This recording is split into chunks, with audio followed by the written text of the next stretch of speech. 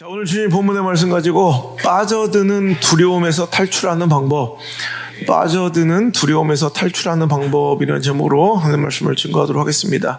우리 인생 가운데 고난이 없으면 좋겠죠. 풍랑이 없었으면 좋겠습니다. 그런데 그런 인생이 있겠습니까? 우리 삶에는 또 느닷없이 벼랑간 불어닥친 풍랑과 고난의 바람이 있다는 거죠. 제자들은 예수님과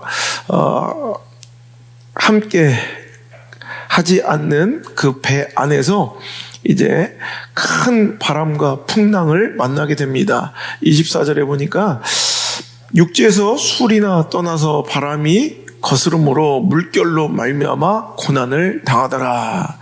우리 인생에도 정말 나 홀로 있는 듯한 그런 어려움과 고난 가운데, 정말 큰 풍랑 가운데 정말 두려워 심히 아파하는, 또 걱정하는, 염려하는 참혹한 내 삶의 한복판에서 우리가 살아갈 때가 있다는 거죠. 두려움이 진짜 두려운 것은, 두려움은 가만히 있지 않고 증폭된다는 거예요. 걱정이 참 무서운 것은, 걱정은 하면 할수록 작아지고 경해지는 것이 아니라 걱정은 하면 할수록 더 커진다는 거예요. 그래서 걱정과 두려움 안에서 우리가 점점 매몰되어 가고 늪처럼 빠져들어가서 허우적거릴수록 더 깊이 빠져가는 내 인생을 볼 때가 있다는 거죠. 이제는 두려움과 걱정이 완전히 나를 장악해버려서 내 스스로의 힘으로 빠져나오지 못할 지경에 이를 때도 있다는 겁니다. 오늘도 그 두려움과 걱정의 늪에서, 염려와 슬픔과 절망의 늪에서 오늘도 예수님의 음성을 들으실 수 있길 바랍니다. 예수님께서 이르시되 안심하라, 내니 두려워 말라. 오늘 이 설교와 이 말씀이 여러분의 삶 가운데 들려진 예수님의 따뜻한 음성이길 바라요. 두려워하지 말라, 내니 안심하라. 결국 인생이 무언가 하니까 우리에게 찾아오는 두려움과 인생의 풍파를 헤쳐가는 싸움의 연속이고요. 믿음은 결국 두려움과의 전쟁이에요. 믿음 생활이 결국 두려움을 이겨내는 과정이 바로 믿음 생활인 것 같아요. 우리의 두려움과 걱정과 염려가 믿음과 굉장히 연관이 있는 것은, 우리의 두려움과 걱정은 그냥 내 상황과 처지와 형편의 문제가 아니라 믿음과 직결되고 있다는 걸 우리가 알아야 돼요. 예수님께서 말씀하십니다. 31절에 이르시되 믿음이 작은 자여 왜 의심하였느냐. 베드로가 물에 빠져 허우적거릴 때, 그 풍랑 속에 허우적거릴 때, 야, 풍랑이 참 높았지, 바람이 네가 생각해도 거칠지, 우리가 타고 있는 배는 참 많이 흔들렸지, 뭐 이런 상황과 처지와 형편의 문제를 얘기하신 것이 아니라 오늘도 물에 빠져 허우적거리는 베드로에게 하신 딱 말씀은 믿음이에요. 믿음이 작은 자요 왜 의심하였느냐. 여러분, 이 두려움의 문제는 그냥 내 상황과 처지와 형편과 가능성에 희박함에서 오는 것이 아니라 어디에서? 믿음의 결여, 믿음의 결핍에서 온다는 거예요. 제가 늘 얘기하죠. 어둠은 실존하는 게 아니다. 빛이 없는 것이 어둠이다. 그러니까 우리 안에 두려움은 하나님이 계시지 않는 공간만큼이 두려움인 거예요. 여러분, 상황이 좀 너무 어렵고 처절하니까 내가 두려워하는 것이 당연하다고 여길 수 있겠지만, 여러분, 두려움은 영적인 문제예요. 걱정은 영적인 문제예요.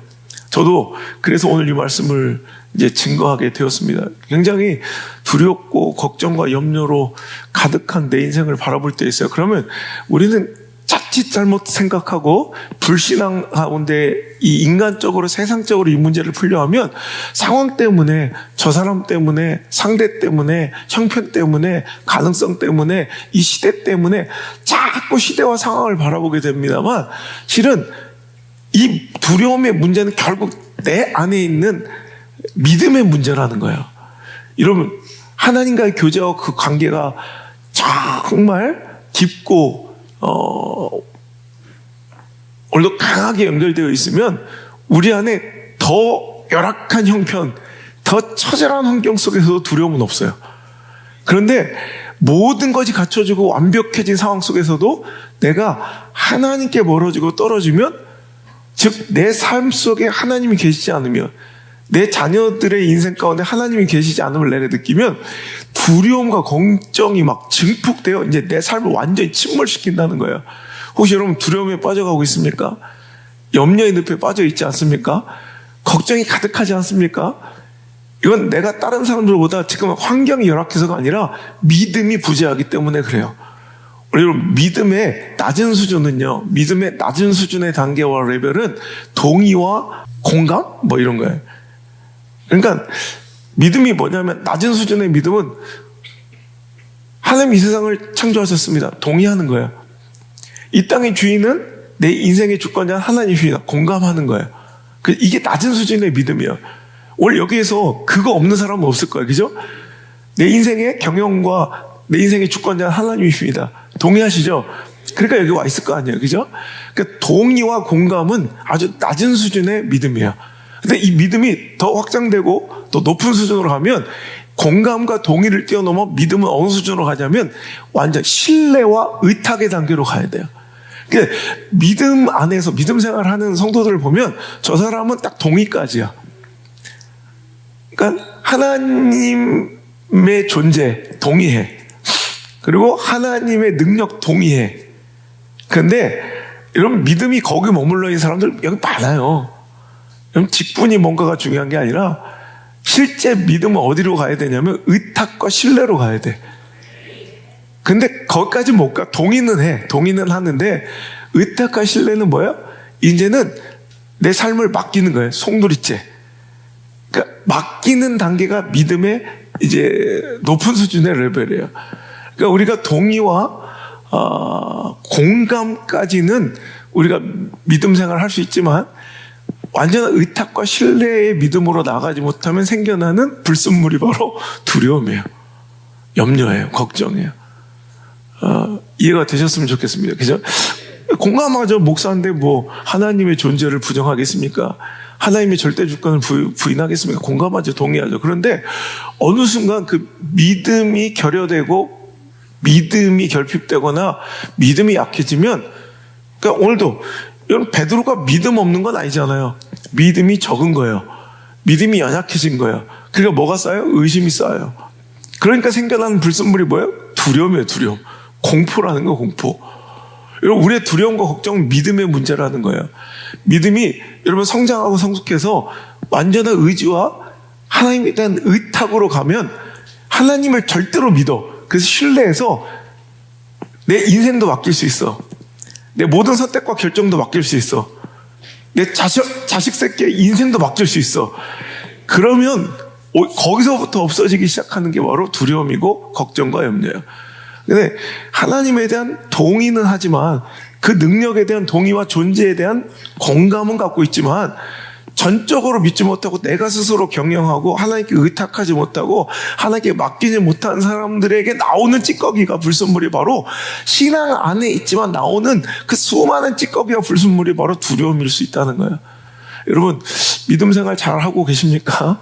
여러분 두려움이 없어야 돼요. 그러니까 믿음 생활은 두려움과의 싸움이에요. 끝까지 두려움과 싸움.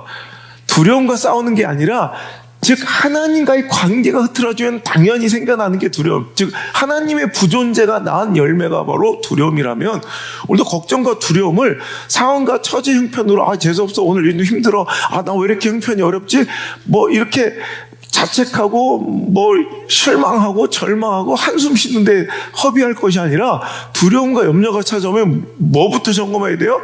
근데 믿음을 점검하고 영적인 문제로 결부시켜서 하나님께 나가야 된다는 거예요. 여러분 오늘 베드로는요 이 풍랑 가운데 상황이 달라진 게 하나도 없어요. 여러분 그 거친 물살과 바람과 풍랑 파도는 똑같았어요. 근데 방금 전까지 자 29절에는 베드로가 그 풍랑을 마치 산보 일본말이라서 그런가? 산보가 일본말인 건 알아요? 몰라요? 소풍길처럼 지려밟고 마치 그 거대한 풍랑과 파도를 실개천처럼 걷고 있어요. 아무런 공포를 느끼지 못해. 그런데 바로 그 다음에는 공포와 두려움에 매몰되어 막 빠져 죽어가요. 나 좀 살려달라고. 여러분 파도가 갑자기 높아졌을까요? 여러분 이거예요. 오늘 우리의 현실적 상황의 문제의 변화로 인해서 두려움이 증폭된 게 아니라 여러분 오늘도 이 두려움과 공포의 늪에 빠져 있는 사람들, 염려와 근심에 매여 있는 사람들 솔루션, 그걸 탈출하는 첫 번째 방법은 시선이에요. 시선. 주님을 바라봐야 된다. 여러분 시선을 주님께 둘 때 그 공포와 두려움의 늪에서 빠질 수 있다는 거예요. 여러분 탈출할 수 있다는 거예요. 여러분 허우적거릴수록 늪은 빠져가죠. 여러분 그럴 때 늪을 이렇게 빠져나오는 이런 특수부대 여러 가지 실전 훈련이 있더라고요. 오히려 막 내 힘과 의지로 하려면 안 되더라고요. 오늘 여러분 우리 두려움과 염려와 걱정의 늪을 탈출하는 방법도 영적인 방법도 실전 능력도 생존 능력도 여러분 따로 있는데 여러분 그때는 무조건 시선을 점검해야 돼요. 오늘 내가 두려움과 염려가 막 증폭되고 막 늪에 빠져 있는 것처럼 그 걱정과 염려에서 헤어나지 못한다. 제가 그랬거든요. 그럼 그럴 때는 여러분 자꾸 어떻게 되냐면 내 시선이 그 염려와 걱정이 증폭될수록 그 염려의 대상에 자꾸 눈이 가요. 이것도 걱정이고 이것도 염려고 이것도 힘들고 이것도 이상하고 이것도 의심스럽고. 여러분 이 걱정과 두려움의 이 최악적 영적 이런 함정이 뭐냐면 두려움은 자꾸 우리 시선과 관심을 어디에? 그 두려움의 대상과 상황과 처지 형편에 자꾸 내 신경을 쓰게. 이래서 계속 말라 비틀어져 가고 계속 빠져드는 거야. 그럴 때 딱 정신 차려야 돼. 그럴 때 계속해서 두려움의 대상인 파도와 풍랑을 묵상할 것이 아니라 내 시선을 하나님께 둬야 돼요. 다시 내 시선을 주님께 돌려야 돼요. 자, 오늘 보세요. 28절부터 읽을까요? 시작. 베드로가 대답하여 이르되 주여 만일 주님이시거든 나를 명하사 물 위로 오라 하소서 하니 오라 하시니 베드로가 배에서 내려 물 위로 걸어서 예수께로 가되. 자, 오늘 지금 이 베드로는 이 풍랑과 거친 물살 속에서 그의 모든 시선과 관심은 누구예요? 주님밖에 없어요.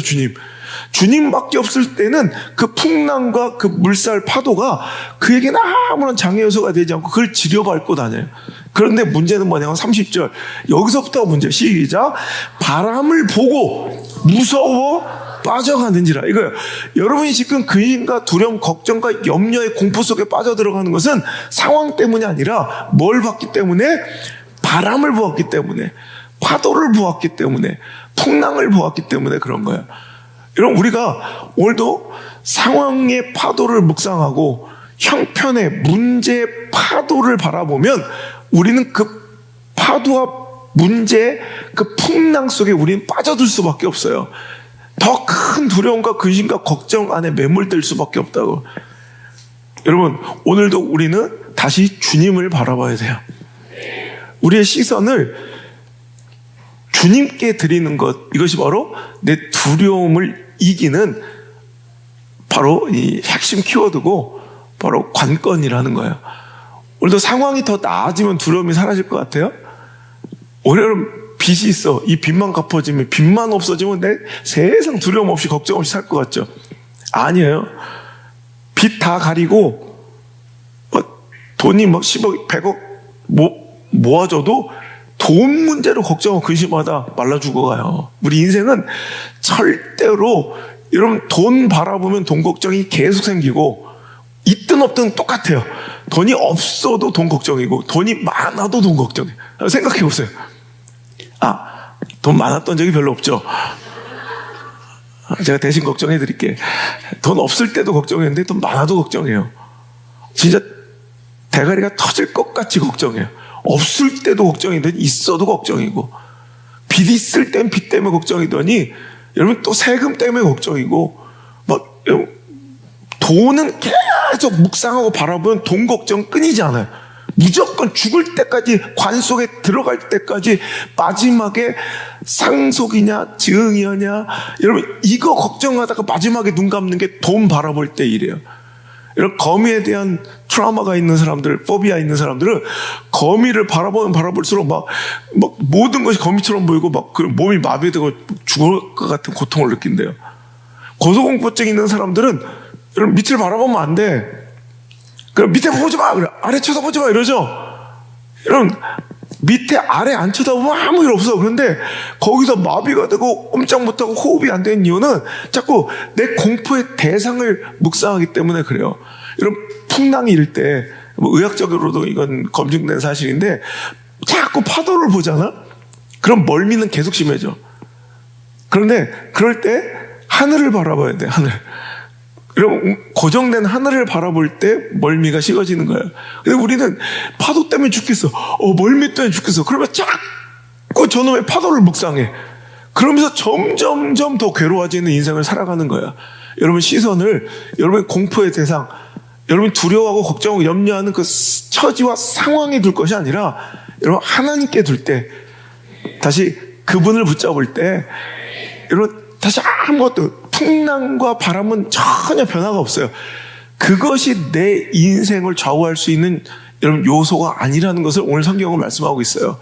그들은 똑같아요, 상황과 처지 형편은. 근데 자꾸 상황과 처지의 형편의 논리로 살아가려는 사람은 여러분 올 때마다, 상황의 바람이 불 때마다, 형편과 문제, 고난의 바람이 불 때마다 막 난리 나고 뒤집어진 인생이 되지만, 여러분 그것을 바라보는 것이 아니라 하나님 바라보는 인생은 상황과 처지와 형편에 상관없이 안정된 인생을 살아갈 수 있다는 거예요. 여러분 제가 많이 또 예화로 설명했던 이야기 중에 하나가, 뭐 스포츠 역사, 저는 뭐 이런 거 되게 좋아하는데, 아주 그냥 역사를 바꾼 어떤 획기적인, 획을 수많은 이런 스포츠의 역사들이 있거든요.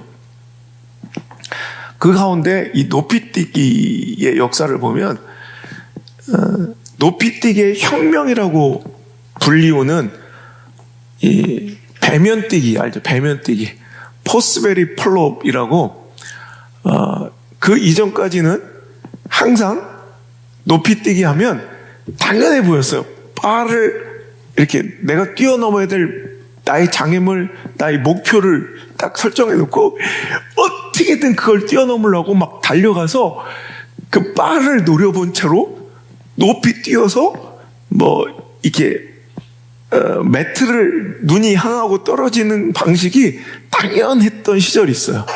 근데 1968년 멕시코 시티 올림픽 남자 높이뛰기 결선에서 포스베리라는 육상 선수가, 미국 선수죠, 딕 포스베리가 처음으로 사람들을 경악하게 만드는 배면뛰기, 즉 지금까지 당연하게 여겼던 그 바를 바라보고 달려가서 그거를 넘으려고 애를 썼던 그 방식을 버리고, 바를 보지 않게 달려간 다음에 갑자기 바인데 뒤로 넘어서 그냥, 그래서 배면뛰기예요, 배면. 그래서 거꾸로 떨어진, 사람들은 막 경악을 해서 저러다 목 부러진다, 바를 봐야지 어떻게 높이뛰기를 할 수 있겠단 말이에요. 근데 그는 그것을 고수하면서 여러분 세계 기록을 세우면서 여러분 그 높은 높이뛰기 바를 건들지도 않고 뛰어넘으며 금메달을 차지하게 돼요. 지금은 누구나 이제 이 배면뛰기 포스베리 플롭을 다 사용하죠. 생각해 보세요. 저는 여기서 물론 그게 뭐 과학적으로 뭐 생체학적으로 어떻게 더 도움이 돼서 뭐 높이 뛰었는지 이걸 보지 않고, 저는 그래, 이게 영적인 원리 같다라는 생각을 했어요. 우리도 영적인 포스베리 플롭을 사용해야 된다. 우리가 뭔가 난관을, 문제를, 고난을 뛰어넘을 때 우린 자꾸 뭘 봐요? 그 난관, 고난, 문제, 상대, 상황, 처지, 형편을 막 바라보며 막 맨날 달려서 어떻게든 그것과 싸워 이기려고. 근데 포스베리 플롭은 뭐예요? 그거 보지 않고 그냥 어딜 봐? 하늘을 보는 거야. 그랬더니 내가 거기에 신경 쓰지 않아도 하늘을 보고 뛰니 훌쩍 넘더라. 감동적이지 않아요? 난 이 영적인 포스베리 플롭이 우리 인생에 여러분들의 승부처를 가르는 멋진 신의 한 수가 되길 바라요.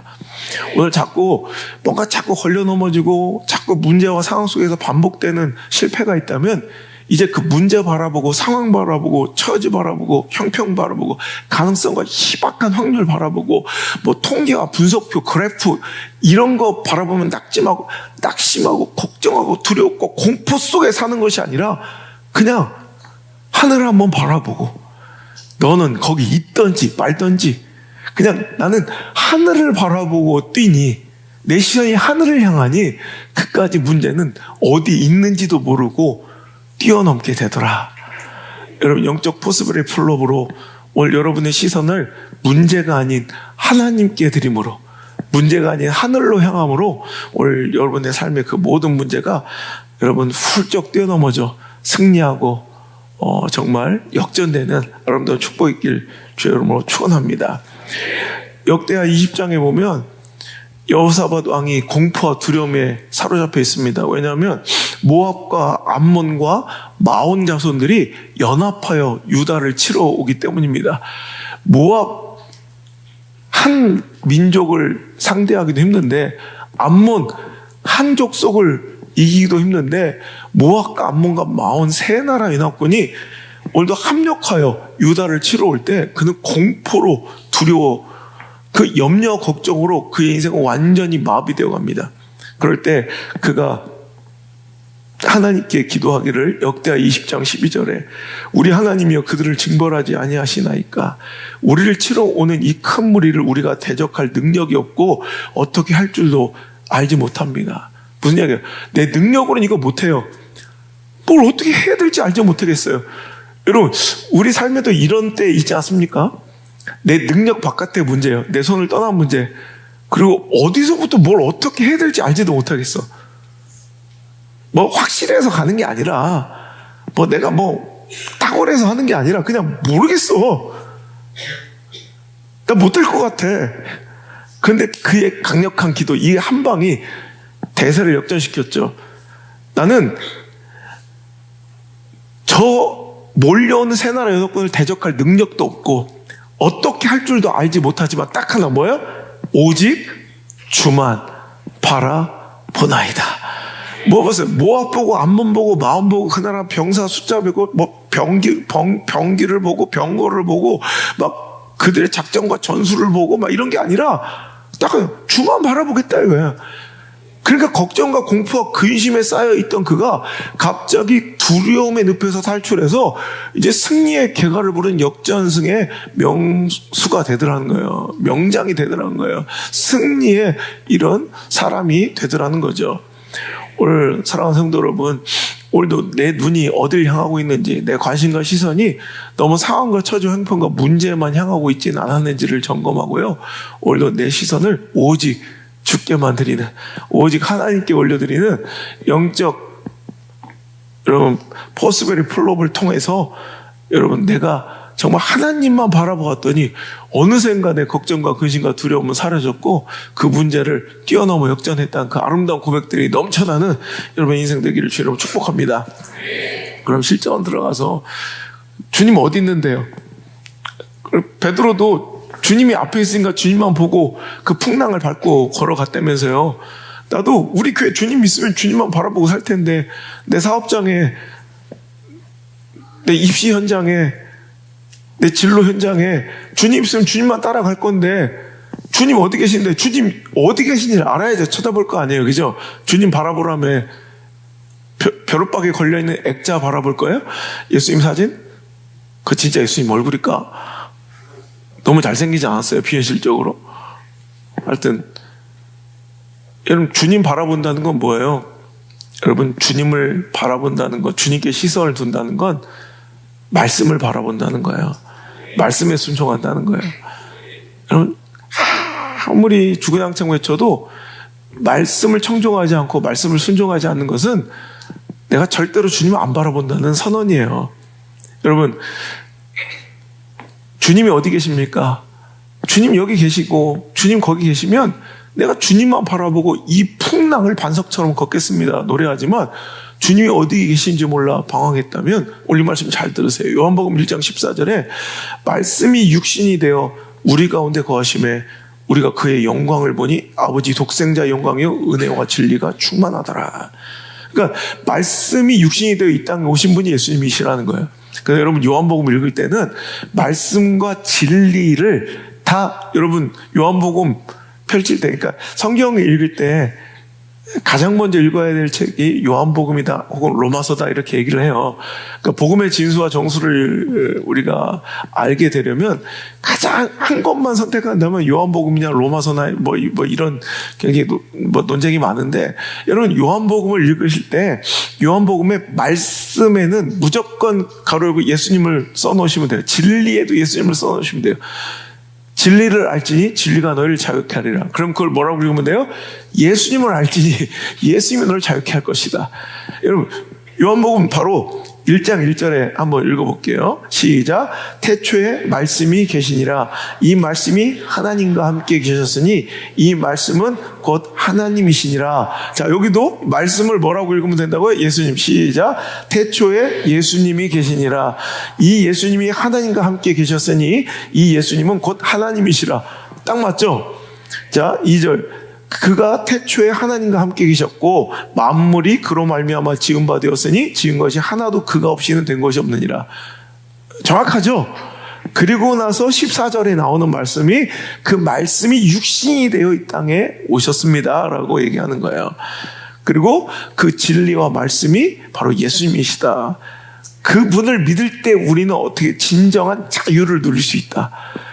걱정과 근심, 두려움에서 속박되어 있는 늪에 빠져있는 우리 인생이 누구를 볼 때, 바로 예수님을 볼 때 자유할 수 있는데 그 예수님은 누구다? 진리고 말씀이다. 그러니까 여러분 예수님을 만나고 싶고 이 시대에 예수님을 바라보고 싶다면 뭐 봐야 돼요?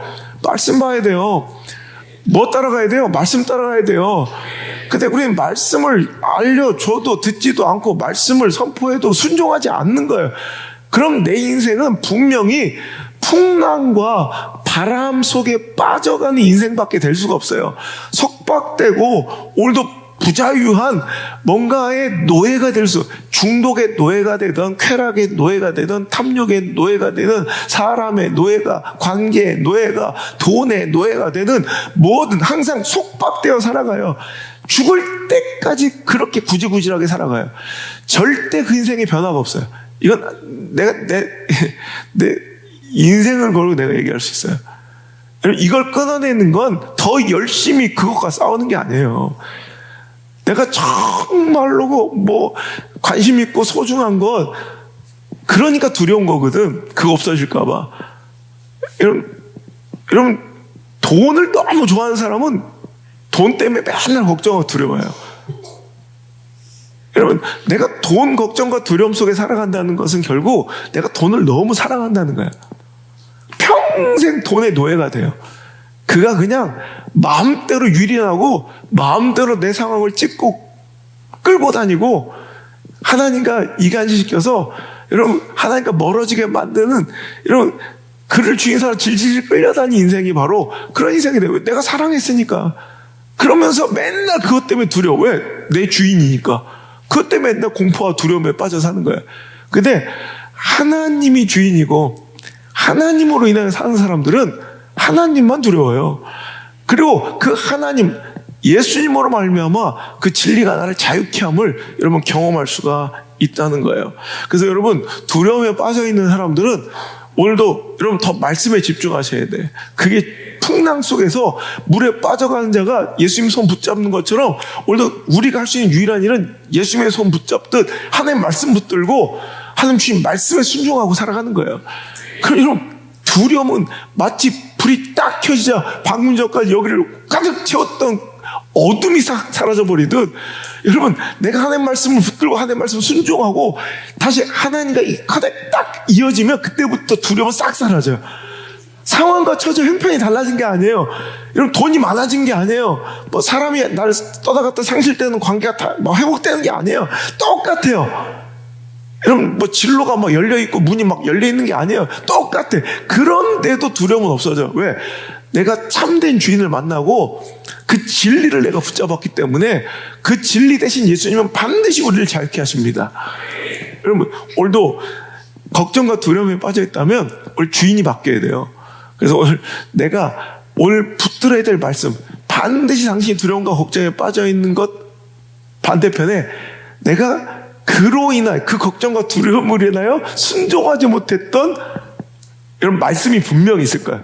내가 아는데도 불구하고 해야 되는 거 알면서도 불구하고 약속했으면서도 불구하고 오늘도 이게 분명히 내 영적 이런 하나님의 분명한 이런 명령인 것도 내가 알면서 몰라서 그런 게 아니에요. 이게 너무 소중한 나머지 오늘도 말씀을 붙들지 못했던 뭔가가 있을 거예요. 분명히. 그 두려움을 없애는 방법은 이제 말씀 듣는 거예요. 이제 말씀을 순종한다는 거 뭐예요? 말씀이 주인되어 이제 말씀 따라가기 시작하면 나의 옛 주인 되었던 나를 속박하고 두렵게 만든 이 주인이 없어진다는 얘기예요. 오늘 여러분 주인을 바꾸셔야 돼요. 예수님으로 주인을 바꾸시는 거. 여러분 주님 바라보라고 맨날 하늘만 쳐다보고 있던 거 새똥만 맞아요. 이제 까마귀가 5만 마리가 왔어요. 하늘 보고 있다가 무조건 똥 맞아요. 여러분 주님 바라본다는 건 하늘 바라보고 액자 바라보는 게 아니라 말씀 바라봐야 돼요. 그럴 때 산다니까. 자, 두려움이 어떻게 말씀 가운데 없어지느냐. 여호수아는 모세를 뒤이어 지도자가 되고 모세의 부재를 두려워했어요. 거기다가 지금까지는 그냥 주시는 만나 먹으면서 공급되는 생수 먹으면서 앞서가시는 불기둥 구름구름 따라다니면서 솔직히 아말렉과의 전투에는 크게 외부적인 적과의 싸움은 없었어요. 그냥 돌아만 다니는 거야. 그런데 이제는 모세도 부재하죠. 거기다가 가나안이라는 이런 약속된 땅을 들어가서 뭐 해야 돼요? 정복 전쟁을 치러야 되니 그건 너무 두려운 거야. 엄청 두려워했나 봐. 나처럼. 그러니까 두려워 떨고 있는 여호수아에게 하나님께서는 계속 두려워하지 말라. 놀라지 말라. 강하고 담대하라. 두려워하지 마라. 놀라지 마라. 강하고 담대하라. 넌 승리할 거야. 네가 발바닥으로 모든 땅을 너에게 줄 것이야. 해도 안 돼. 두려움이, 염려가 이미 그를 애워싸고 늪에 빠쳐버린 거야. 그러자 딱 그것을 깨트린 한마디 말씀이 자 9절의 말씀입니다. 1장 9절 시작. 내가 내게 명령한 것이 아니냐. 강하고 담대하라. 두려워하지 말며 놀라지 말라. 네가 어디로 가든지 네 하나님 여호와가 너와 함께하느니라 하시니라. 자 보세요. 오늘도 강하고 담대하고 두려워하지 않을 수 있는 유일한 이유, 그 원천이 뭐예요? 바로 상황과 처지와 형편이 아니에요. 내가 뭐 10만 대군을 준비해놨다, 철병가가 있다 이런 게 아니라 내가 너한테 명령한 것이다. 이거. 내가 너한테 준 말씀 따라가고 있는 것이니 네가 내 명령에 준행하고 내 말씀에 순종하면 네가 어디로 가든지 주님이 동행하신대. 즉 주님 손 붙잡은 거예요. 베드로가 물에 빠져 있다가 두려움과 공포와 걱정과 염려의 물에 빠져 있다가 예수님의 손을 딱 붙잡는 사건처럼 오늘도 하나님 말씀에 순종함이 여호와 동행하는 삶이에요. 주님이 날 떠나가시지 않는 삶이라고요. 떠나가셨던 주님이 아니죠. 주님은 그대로 계셨는데 내가 상황과 처지 때문에 떠나갔던 내가 주님께 다시 연결되는 작업이 바로 말씀의 순종이에요. 그러니까 우리는 두려움의 대상을 바라볼 게 안악 자손을 바라볼 게 아니라 가나안 땅의 견고한 성읍들을 묵상할 게 아니라 뭐 바라봐야 되는 거예요? 하나님의 명령, 나에게 주신 사명, 주신 계명, 그걸 생명처럼 여기라고요. 그러면 하나님께서 나와 동행하시고 다시 커넥되는 내 인생에, 그럼 두려움은 없어지는 거예요. 두려움은 자꾸 뭔가 의지로서 해내는 것이 아니라 뭐예요? 하나님 손을 붙들듯 말씀에 순종하는 거예요. 그러니까 하나님께서도 계속 그거 강조하세요. 자 6절부터 한번 읽어볼게요. 시작. 강하고 담대해야 돼. 너는 내가 그들의 조상에게 맹세하여 그들에게 주리라 한 땅을 이 백성에게 차지하게 할 것이야. 승리를 예약합니다. 7절 시작. 또 오직 강하고 극히 담대하여 나의 종 모세가 내게 명령한 그 율법을 다 지켜 행하고 우러나 좌우러나 치우치지 마. 그리하면 어디로 가든지 형통할 거야. 자, 강하고 담대되는 그 이유가 원천이 뭐예요?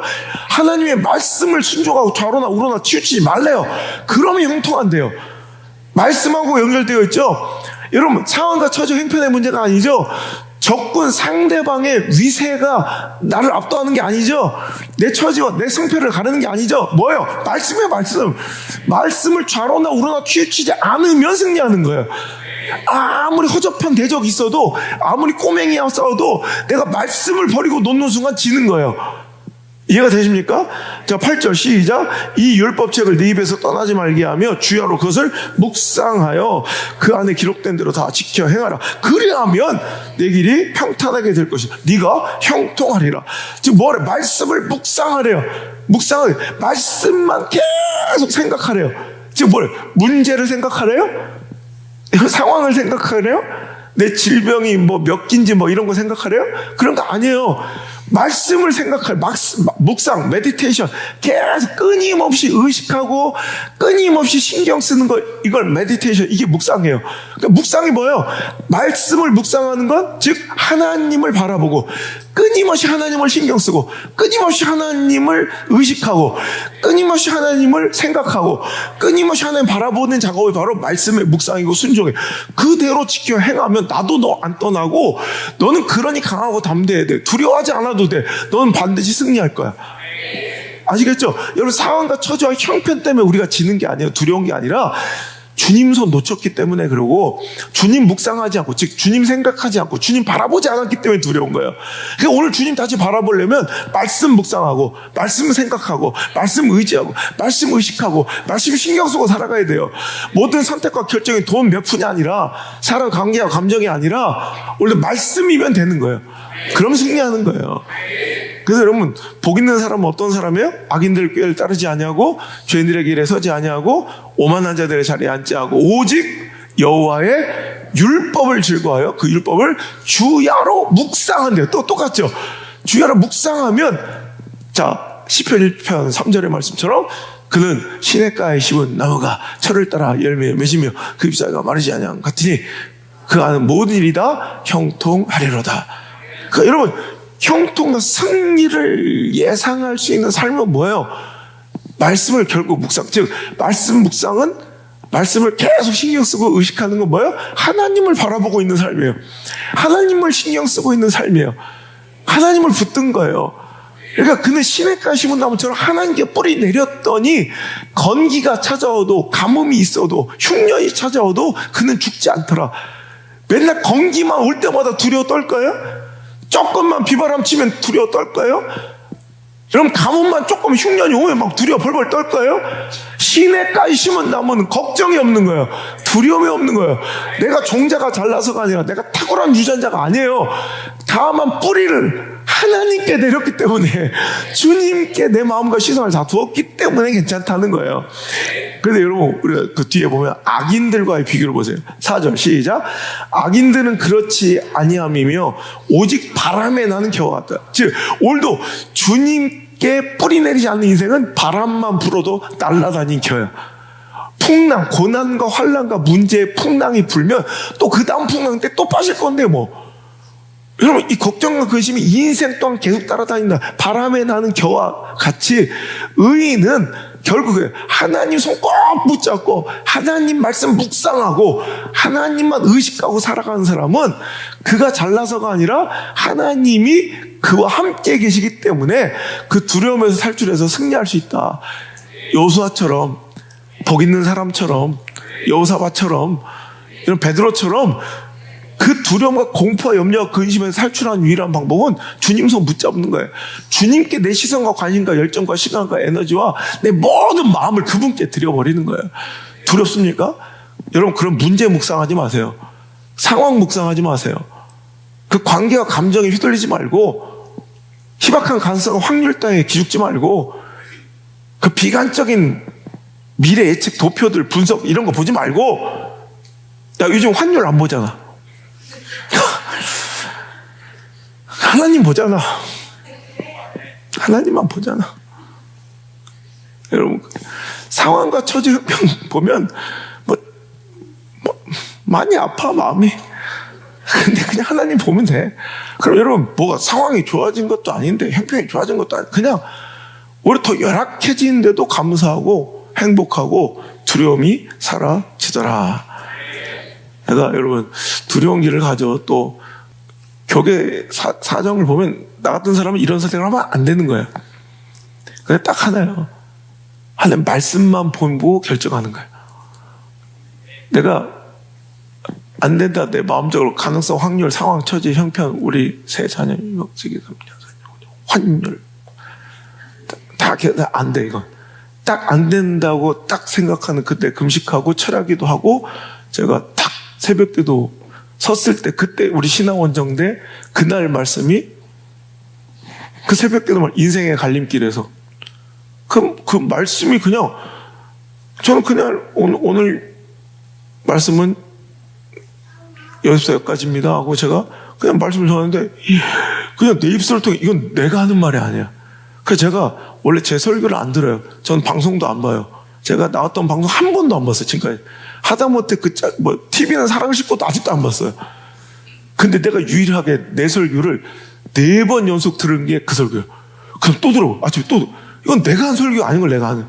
막 줄줄줄 나오는데, 그때 확신이 드는 내가 분명히 밤새도록 내가 고민하고 걱정하고 가능성을 따져보고 계산하고 막 이렇게 분석했을 때는 안 된다는 결론에 도달했는데 딱 주신 그날 말씀이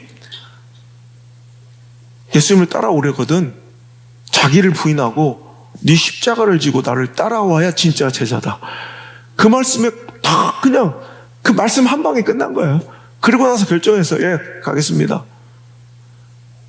그리고 또 철야기도 하는데 주신 말씀이 28살 신대원 1학년짜리 안호성에게 생개척한 개척교회 전도사에게 주셨던 신명 6장 10절 그때 해결되고 해석되지 않았던 그 하나님의 말씀 네 하나님 여호와께서 네 조상 아브라함과 이삭과 야곱을 향하여 내게 주리라 맹세하신 땅으로 너를 들어가게 하시고 네가 건축하지 아니한 크고 아름다운 성읍을 얻게 하시며 네가 채우지 아니한 아름다운 물건이 가득한 집을 얻게 하시며 네가 파지 아니한 우물을 차지하게 하시며 내가 심지 아니한 포도원과 감람나무를 차지하게 하사 내게 배불리 먹게 하실 때 넌 조심하여 너를 애굽 땅 종되었던 집에서 인도하여 내신 여호와를 잊지 말고 여호와 잊지 말고 좀 배불르다고 그거에 취해서 하나님 바라보는 걸 잃어버리고 자꾸 다른 거에 관심 가지면 안 돼.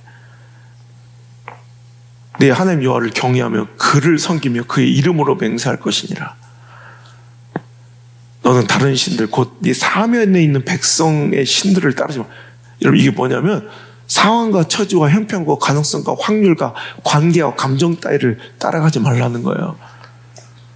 너희 중에 계신 너희 하나님 여호와는 질투하시는 하나님이신즉 너희 하나님 여호와께 네게 진노하서 너를 지면에서 멸절시킬까 두려워하노라.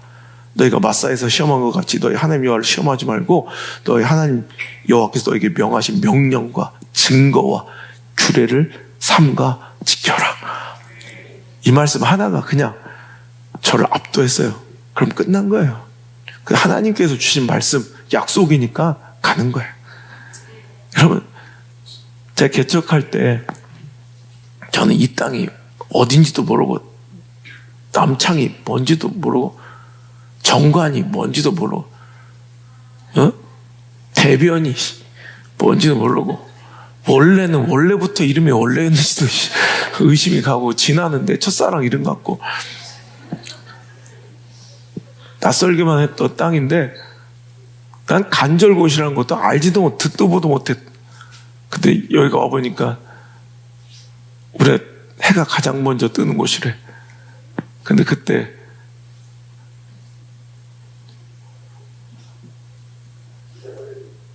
정말 제가 너무너무 강렬한 이런 저한테 이제 하나님의 음성이 후안 카를로스 오르티즈 목사님이라는 분이 지금의 한국이 이렇게 알려졌지만 당시 자기는 한국이 어디 있는지도 몰랐대요. 한국이 어디 붙어 있는지도 몰랐는데 기도하는 중에 하나님께서 자기에게 큰 계시를 주셨습니다. 사우스 코리아 한국에서 해가 가장 먼저 뜨는 곳에서 교회 하나가 세워져 전 세계로 복음을 전하게 될 것입니다. 그 말씀을 기도 중에 받고 2004년 제가 딱 개척한 그 한국을 처음으로 내방하신 거예요. 와서 그 얘기를 하신 거예요. 저는 그때 여기다 온양순복음교회 물론 포항 호미곶에서도 그런 생각을 했던 사람도 있을 수도 있겠지만, 그때는 제가 들었을 때는 동절기였거든. 동절기는 분명히 간절곶이 1분 30초 먼저 뜨거든.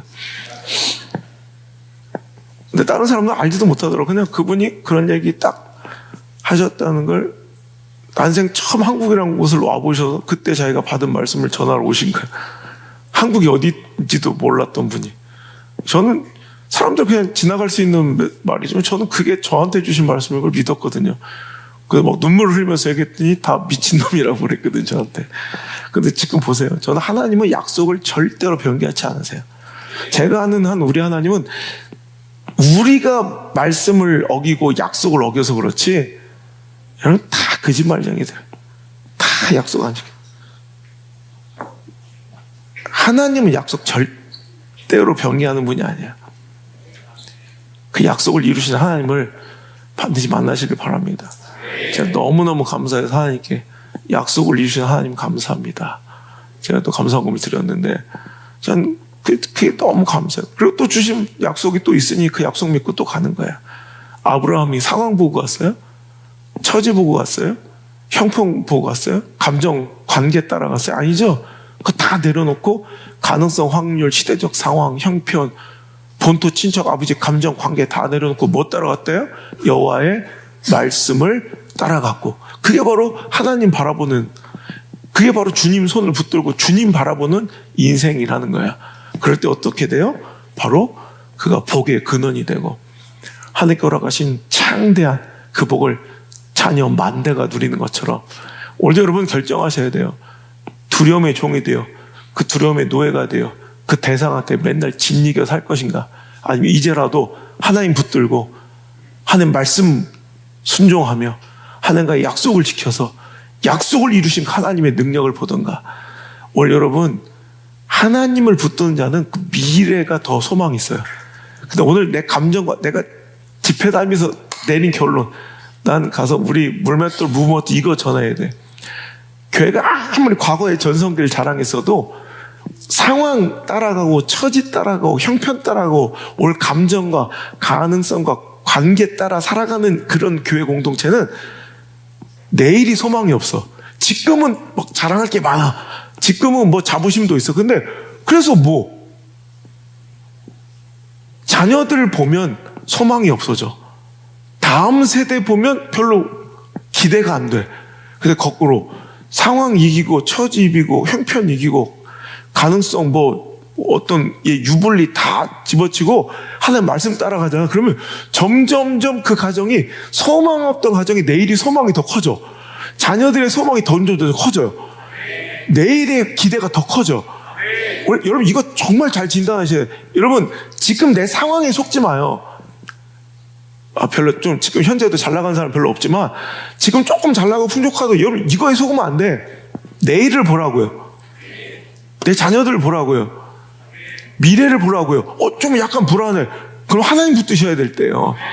이거 정말 중요한 문제예요. 이거 지금 결단 마지막 기회일 수도 있어요. 오늘 여러분 두려움에 빠져가고 있습니까? 정신 똑바로 차리셔서 두려움을 상대하지 마시고, 즉 내가 두려워하는 대상과 싸우지 마시고 하나님께 내 신앙 완전히 드림으로 오늘도 하나님께서 이끄시는 어디로 가든지 형통하고 무엇을 하든지 형통하고 여러분 복의 근원인데요. 여러분 하나님께서 정말 내일과 미래의 소망을 주시고 자녀와 자손에게 더 기대감을 주시는 멋진 인생으로 전환되는 우리 축복의 우리 전환점이 오늘 이 시간 저 여러분의 삶이 되기를 주의 이름으로 축복합니다. 찬양합시다. 주님 여기 계시기에 깊은 바다가 완전히 되고 주님 여기 계시기에 반석이 내 발 걸어가리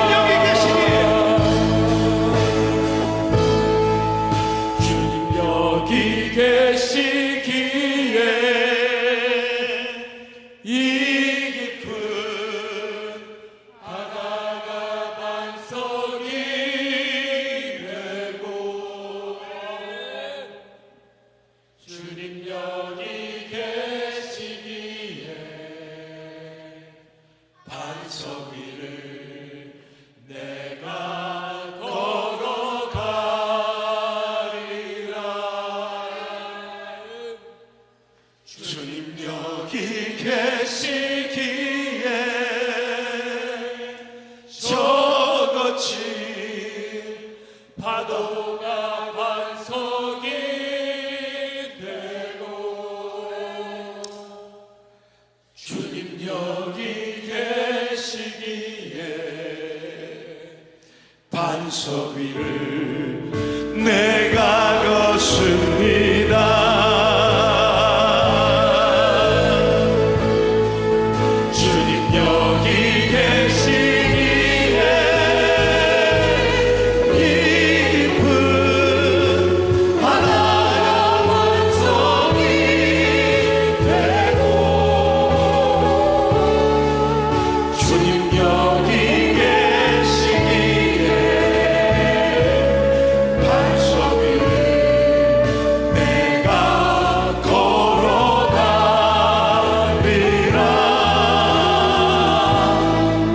주님 여기 계시기에 이 깊은 바다가 반석이 되고